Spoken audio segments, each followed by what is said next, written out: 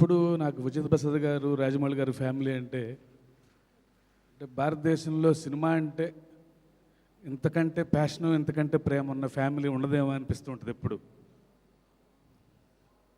నేను మిర్చి చేసేటప్పుడు ప్రభాస్ కూడా చెప్తుండేవాడు,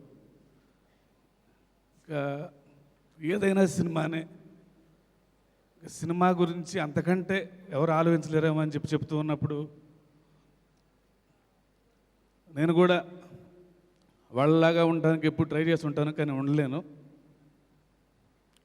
అండ్ ఒకే ఫ్యామిలీలో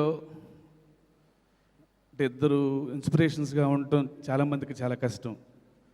అంటే నేను రైటర్ డైరెక్టర్ని కాబట్టి నేను ఎప్పుడు రాజమౌళి గారంతా పెద్ద పెద్ద సినిమాలు తీయాలని ఎప్పుడు అదే ప్రయత్నం, అదే గోల్లో ఉంటాను. అండ్ రైటర్గా ఎప్పుడు విజేంద్ర ప్రసాద్ గారంతా గొప్ప కథలు రాయాలనుకుంటూ ఉంటాను, అంత క్యాన్వాస్ ఉన్న సినిమాలు.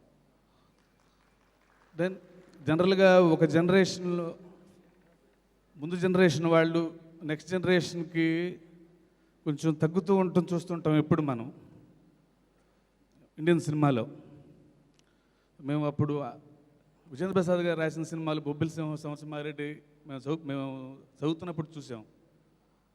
సో ఆ సినిమాలు చూస్తూ తర్వాత మేము ఇండస్ట్రీకి రావటం, సో డెఫినెట్గా కొంచెం తగ్గుతారేమో అనుకున్నాం.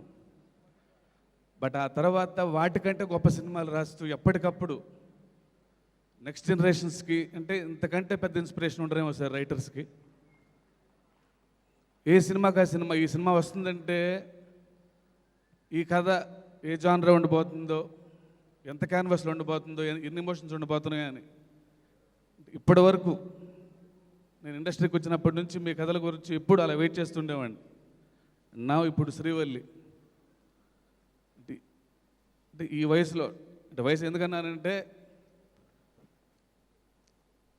ఇంత వయసు వచ్చిన తర్వాత, అంటే ఇంత మోడర్న్ కాన్సెప్ట్తో, అంటే ఇంత అడ్వాన్స్డ్ థాట్స్ ఉన్నాయా మీ దగ్గర అని.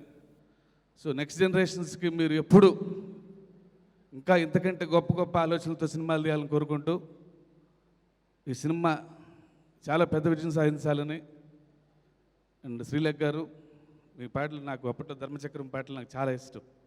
యువర్ వెరీ టాలెంటెడ్ మ్యూజిషియన్, నా all the very best. And ఈ సినిమాలో యాక్ట్ చేసిన అందరికీ ఆల్ ది బెస్ట్ చెప్తూ, నాకు ఈ అవకాశం ఇచ్చిన విజేంద్ర ప్రసాద్ గారికి, నిర్మాతలకి మరొకసారి థ్యాంక్స్ చెప్పుకుంటూ, థ్యాంక్ యూ ఆల్.